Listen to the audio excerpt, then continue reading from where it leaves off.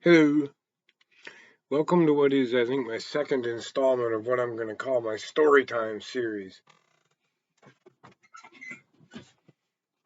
This is going to be a series of what I consider to be interesting stories from my past, and they're, much like my other series, going to involve copious amounts of cannabis flowers. So,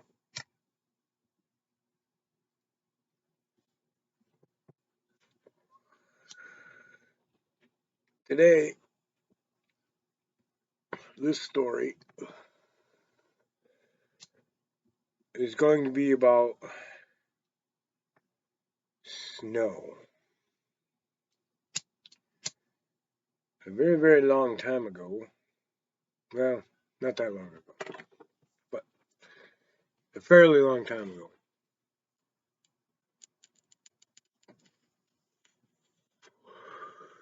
I signed a contract with an individual to be the caretaker on his property.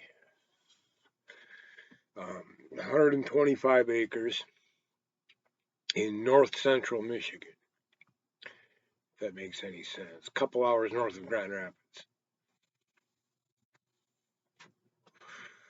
And my pay was my rent, my lot rent for my trailer, my electricity, sewage, water, and all of that type of stuff, and $100 in cash a week, which was fine by me. And I only had to put in 20 hours a week on the farm to earn it on the property. It wasn't a farm. So I moved out there in the spring. I had what was it called? It was a Coachman double axle 35-foot. I can't remember the name of it. Decent camper anyway. Big fucker for me. 35 foot's a huge trailer for me, right? They parked it up next to the barn. And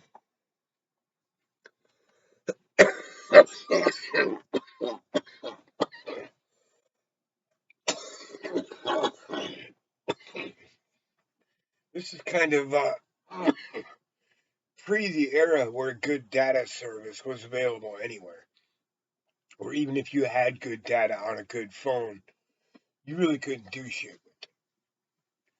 I mean, you could barely check Craigslist for rideshare or something like that or whatever, but there was no internet out there in the country. And I don't watch TV, so even if there was television, I wouldn't know it. And for entertainment, I had an old, like a 3-band radio, AM, FM weather. And I mostly just listened to the college radio station if I listened to anything. I had me a guitar. I had my flute. I had shit to do every day, right? So winter sets in. And at first I'm heating with electricity.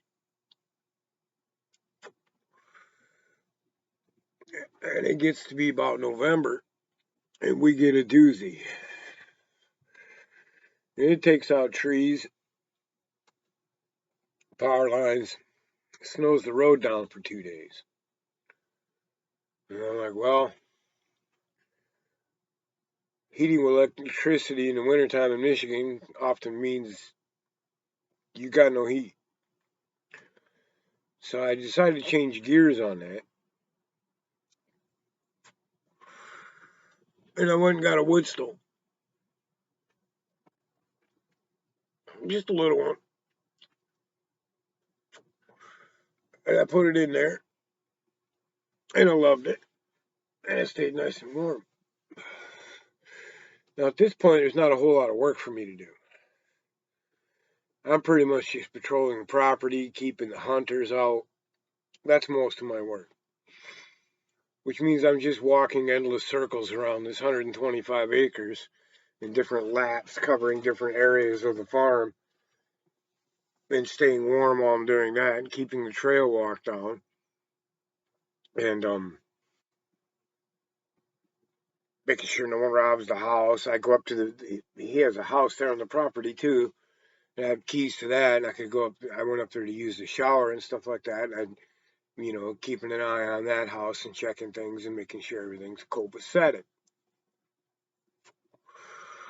Well, we had another doozy on New Year's Eve, and started off fairly good because it started snowing. And it was New Year's Eve, and I'd been out there all by myself without anybody to talk to except for once or twice a week when he'd come out and bring me my pay. I was pretty used to being alone, you know. So I had made this huge pile of brush, and I mean, it was higher than the barn. It was an easy 50-foot high pile of brush that was probably 40 feet from one side of it to the other. And when it started just fucking dumping snow, I went out there and lit it. Dumped a bunch of old gas that we had that drained out of a tractor that had been sitting for years. It was all lacquered up, nasty gas. I went about 4 or 5 gallons, dumped that on that fucking brush pile, and gave it the woof. About an hour later, that fucker was raging 30, 40 feet in the air. Huge fucking flame. I was just, woohoo, toasty warm. Got the wood stove going in the thing, the camper, but I don't need it. I'm melting the snow. Well, it was close enough. The brush pile was close enough to the camper that it melted all the snow off the roof of the camper. And it melted the snow over probably 8 feet from the camper. Melted it. This fire it was huge. And I noticed in the morning when I woke up that it melted the edge of the snow along the top of the roof of the barn. It made like a big ice slab right there where it had partially melted it. And then when it cooled off, it froze again into this big ice slab right on the edge of the roof of the barn. I thought, well, that's neat. And I could even see where my trailer had influenced, where it was less so right behind my trailer, less frozen. So I thought that was kind of neat. Well, come about, I think it was about January 14th or 15th, the power was still out. And I was getting low on firewood for the wood stove. There's way too much snow to get out in the woods and do anything about it. So, I mean, with a machine. So what I'm doing at this point is I'm taking a red plastic kid sled with a rope on it and modify the dog harness. So I can just swing it over my shoulders, put my shoulders down into it, and drag wood. And I take the chainsaw out and cut a bunch of wood up, bring it home. I was doing that every day. I'd get a couple days worth up. I do it every day, and then I'll have a pile going, and if something happens, I'll have extra. So I was doing that, and I did it really hard all day one day. Just felt good, felt like it was fun. It was a beautiful day. The sun was shining. I didn't even need a jacket. I was just out there in, like a hoodie. But, I mean, they still hadn't even plowed our road yet. So I'm just out in the tundra alone, enjoying my day. And I did it all fucking day, man. Went home, burned a fat doobie, had me some tacos, burned another doobie, crawled into bed. thinking I got 2-3 weeks with the firewood, man. I'm fat and happy like a cat on a windowsill. I ain't got shit to worry about. And when I woke up in the morning, it was about 8 o'clock. And I thought, you know what? I'm ahead of the game. It's fucking nice and sunny out. The wood stove still got coals in it. I jump down, throw some kindling on the coals, throw some wood in there, get it burning, jump back in bed. Cover up, grab me. I was reading the complete works of Benjamin Franklin at the time. So I fucking grabbed those and I just laid there in bed. And I was reading away. And it got to me about 11:30, and I kept hearing, ice cracking and dropping off the trees, and when the sun's shining on the snow, it makes noise.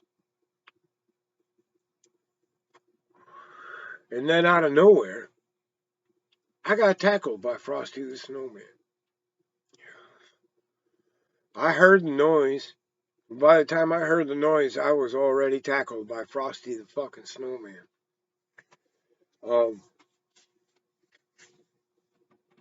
The only thing that kept me from being buried in snow was coming out of the camper wall was a fold down like dressing table or something. It was just a little square table that folded down for extra counter workspace. And that was pinned to the ground right next to my face. And the wall was right here. And I had to dig snow out. And I had like maybe twice my body size to dig the snow into. So I'm just moving through a space just bigger than my body. And it took me like an hour to dig my way out of there. That's how much snow I was under. It damn near got avalanched to fucking death. And the sun hit that fucking crust of ice on the roof, and it started an avalanche off that son of a bitch. I mean, the snow on the roof of that barn was a couple feet deep, 2.5, 3 feet deep. But fucking took me out. Took my house out. Took my guitar out. I went back out there. I mean, I had to walk 3/4 of a mile because the closest cell tower to me had gotten fucked up in the storm. I'd lost cell service. So I had to walk 3/4 of a mile to get cell service. And it took me a whole day to get somebody out there, a whole 12 hours, 24 hours, I mean, to get somebody out there to get me. So I had time to pick through the fucking rubble and shit and dig through it. I was just digging with a shovel, and whatever I found, I found. Fuck, man. Fuck. Fuck snow. I tried so hard all winter. I didn't let it bother me. I walked around in a circle on that property and dug fucking holes. I got pictures. I'll post some. Maybe I can find them in time to put them in here. They're on my Facebook. I got pictures where I was fucking well up above my knees. I'd wear these trails through the fucking snow, just wide enough to walk down, for miles all over that fucking property. And I walked around in the snow, taking pictures and fucking digging the snow and trying to. And I thought, wow, man, it ain't so bad. I can deal with it in the big fire, and that was nice. And it said, no, fuck you, Doug. You hate snow, no matter what. I'm not gonna let you enjoy me. Die, motherfucker. Ah! Fuck snow. Fuck fucking snow. Fuck, I've tried to fucking get along with snow. Norman Rockwell is way more terrifying than Dante. Fucking evil ass, fucking cold, heavy, destructive fucking bullshit.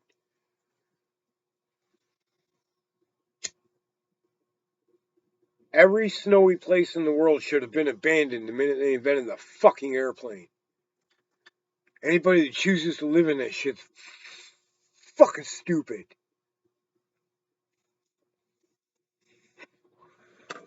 God.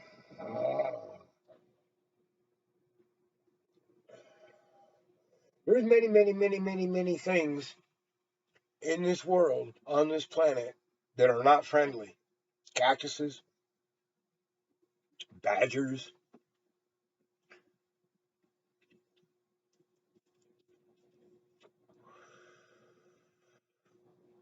snow, hurricanes, tornadoes, snow, fuck snow. Blizzard in 1978.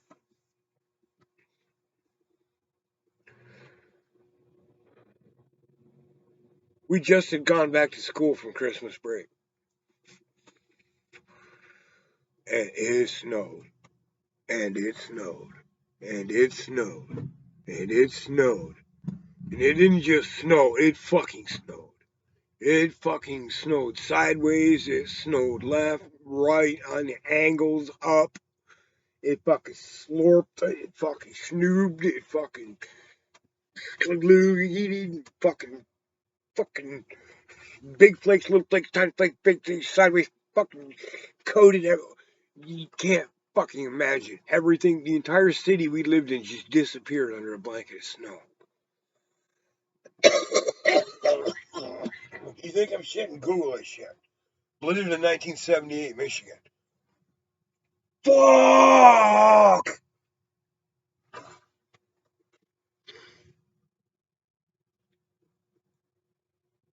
I was making money. I was just a kid. I was 78. I was 11. I was making money. Shoveling roofs, shoveling driveways. You know how much that fucking hurts? How heavy that fucking bullshit is? How bad your fucking bones ache after having fuck snow. The only fucking snow I want is Peruvian marching powder. The rest of it can fuck the fuck off. Wanna go skiing? Want a gasoline enema? Fuck you. I don't wanna go skiing. I knew a kid in Baja was always talking, oh, I want to go skiing. I want to go and play in the snow, have snowball fights. Hey, come here. Come here. Let me see your hand. Now open the freezer. Stick your hand on that fucking ice. Just hold it there. Keep holding it there. No, don't pull away. Pussy. How you going to make a fucking snowball?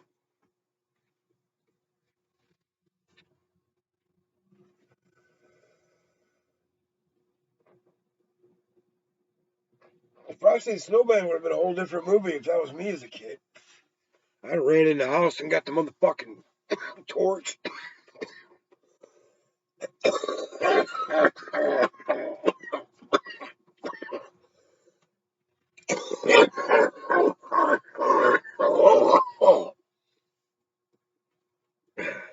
I'm not fond of weather phenomena that are lethal.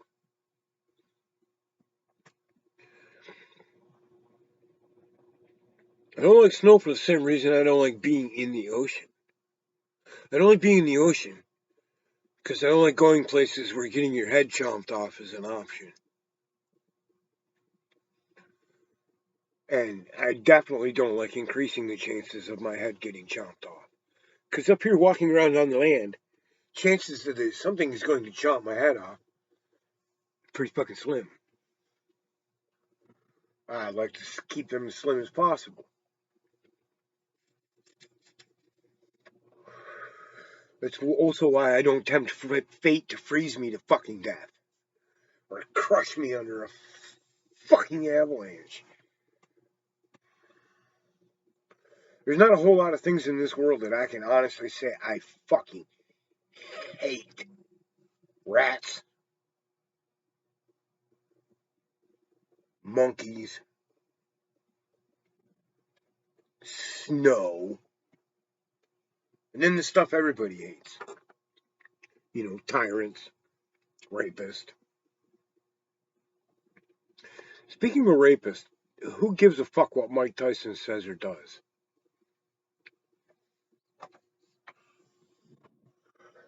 I seen this fucking video earlier about some guy I've never even heard of that was an accused sexual abuser.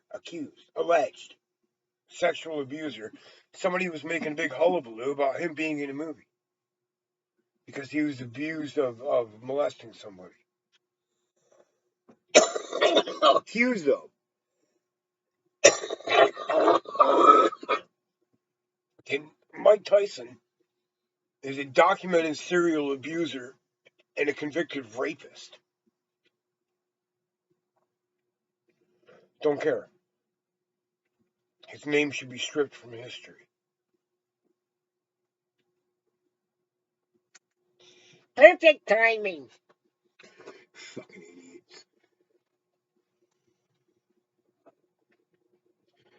Goes back to this thing that me and some people in Mansalona were talking about when I was there and since then. You can't tolerate evil in your presence. You have to call it out.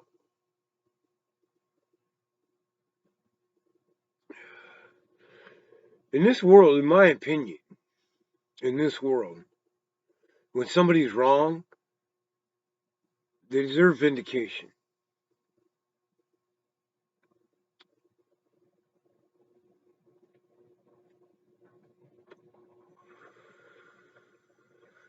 And step one to vindicating yourself is being culpable.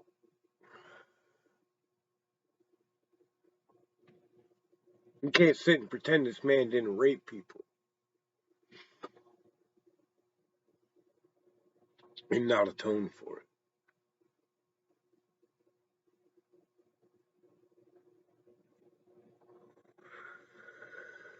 I often hear this in conversation, what is justice? Justice is when the problem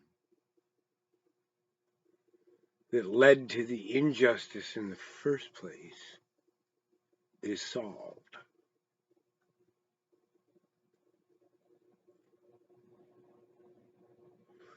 I don't know if you can hear that, but the transformer that runs my lights, these are DC lights that are on up here.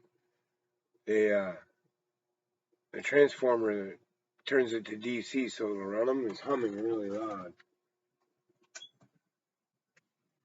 You probably hear that it's not there anymore. But now I look like a smurf hiding in the dark. Because I think these lights are dying or something. They're LED. And they're used to be so much brighter. And then now they just do the disco thing. Whoa. I don't know why. There's a light on this thing right here. But it seems to be 100% useless for anything. Anyway, that was a nice doobie.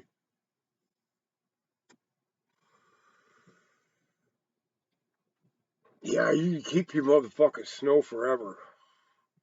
You blow that blizzard right out your fucking ass, man. I don't give a fuck about snow. Makes it nearly impossible to go anywhere unless you're on a horse.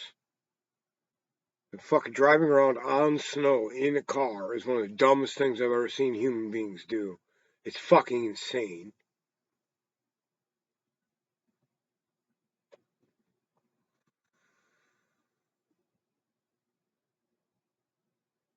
I remember riding with somebody who shall remain nameless, Aura,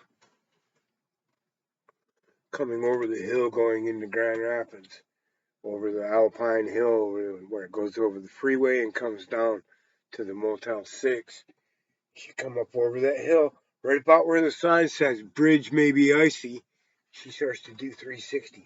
Shoo, shoo, shoo, shoo, past the Motel 6, which is where we're going.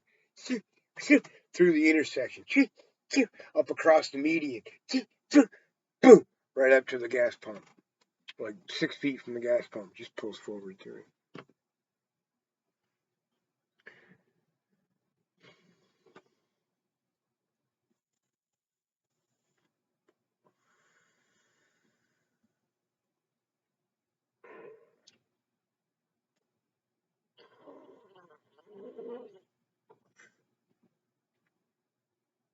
I can't imagine why anybody would find that shit enjoyable. It hurts. It's cold. Cold. Cold. The human body relies upon warmth to operate. We are warm-blooded aminos.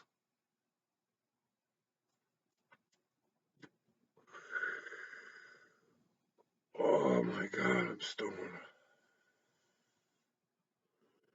It's been that kind of day. I just been last few weeks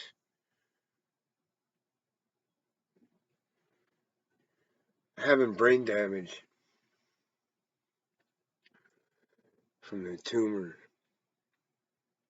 Caused me to have a bunch of seizures in 2005, and more than likely strokes, small strokes, big strokes, who knows, different strokes. But what happened was I had a reaction to some anesthesia. I didn't know I had a tumor, but when they tried to knock me out, I fucking found out. And I was in Mexico, and I knew I wasn't safe where I was, which was like basically what we would call a ER, but not really. It's called the Bombarderos, the Cruz Rojo, the Red Cross tent. Basically, this lady was maybe an RN, not a doctor, okay? And whatever she gave me did not operate in my brain correctly. And I spent the next couple of weeks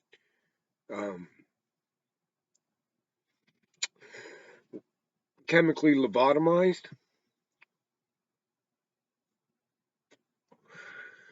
I really can't describe the experience. I mean, I could, but it would take a couple hours and it wouldn't be any clearer when I was done, so I'm not going to bother.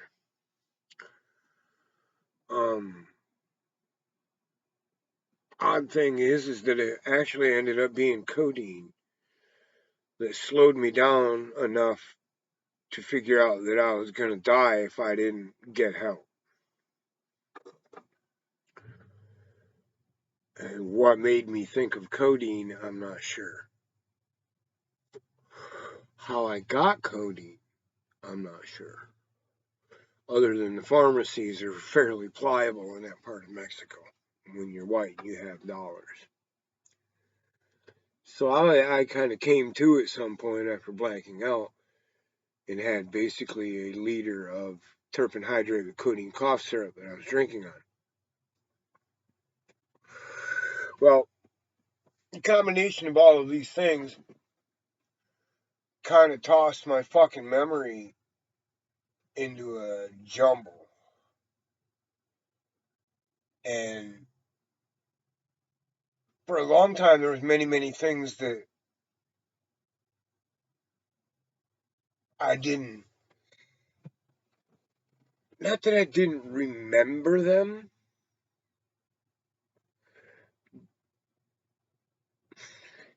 If there it is right there, I'm doing it at the moment.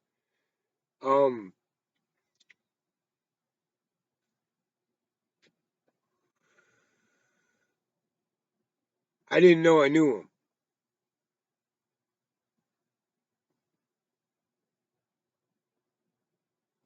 It was not like I had memories that were scrubbed. It was just that when my mind free associated or when I tried to think about something, none of those memories were coming up. To the point where I couldn't speak English for the first couple of weeks. Which is problematical when you only speak 20 or 30 words of Spanish. And you're out of your fucking head. Well, anyway, as part of the healing process, all these years, a decade, almost 2 decades down the line from that, is processing all of these memories again. So I have to remember them. So like I've been doing things, looking into shit that I know and that I remember, but this vague, and looking into more details of it. And when I do that, it triggers memories. More clear, more distinct, more. And then often these memories show up at night when I'm sleeping.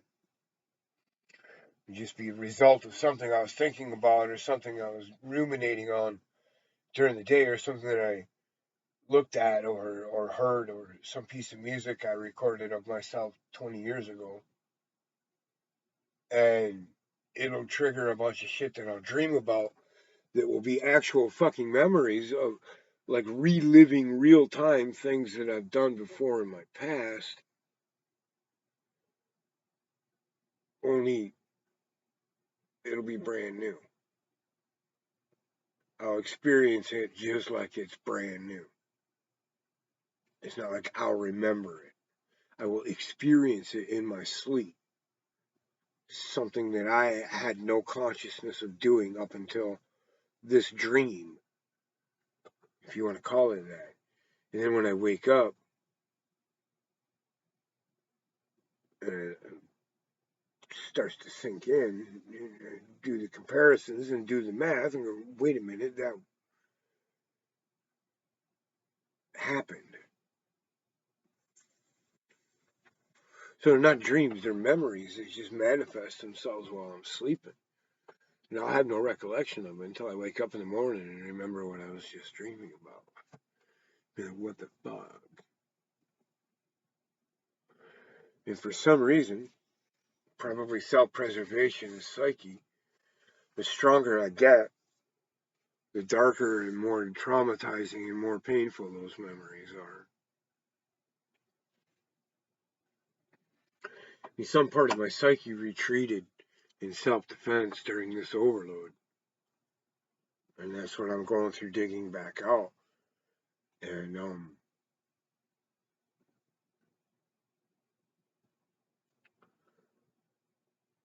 I'm not sure.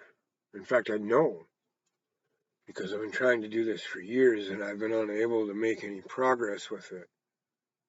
So I know that I wouldn't be able to do this without access to the medicine that I need.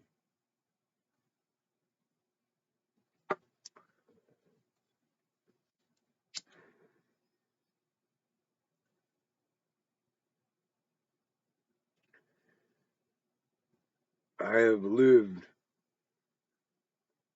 through some horrible situations.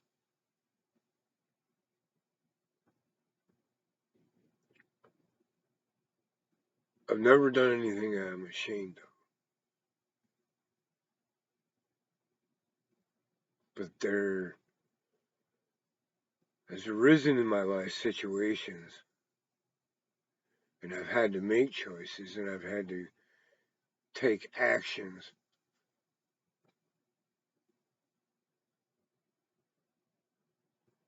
that I don't necessarily want to share with everybody or anybody.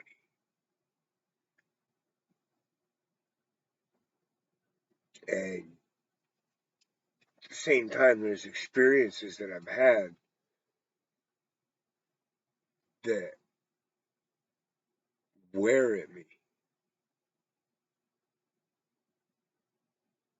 That when I experience these things, I was overcome with this traumatic panic to fix it, to stop it, to make it stop, to do something about it. And that feeling, that panic, when you see a child falling down the stairs, your instinct is to reach for it and catch it. That feeling, when you see things that horrible that make you feel that way forever,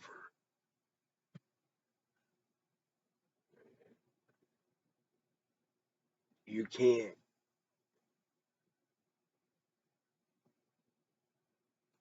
just set those things aside.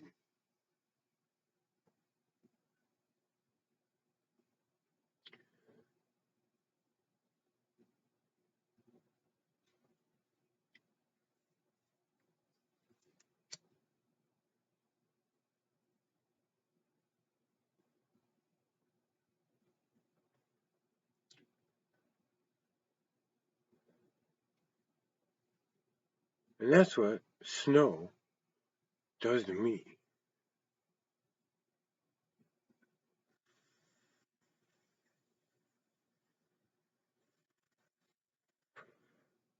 It makes me dwell on this struggle,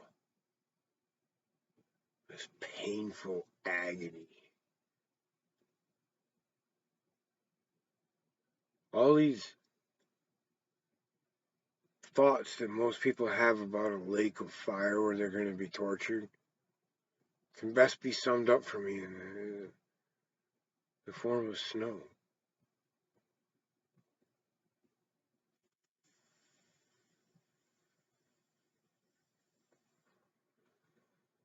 It's so beautiful.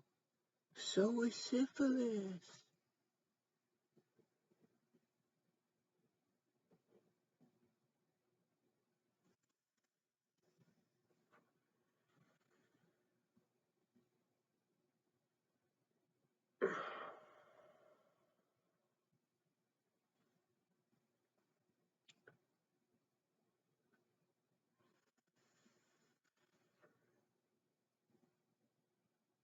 So anyway, that's what happens when you smoke a lot of pot and talk about snow.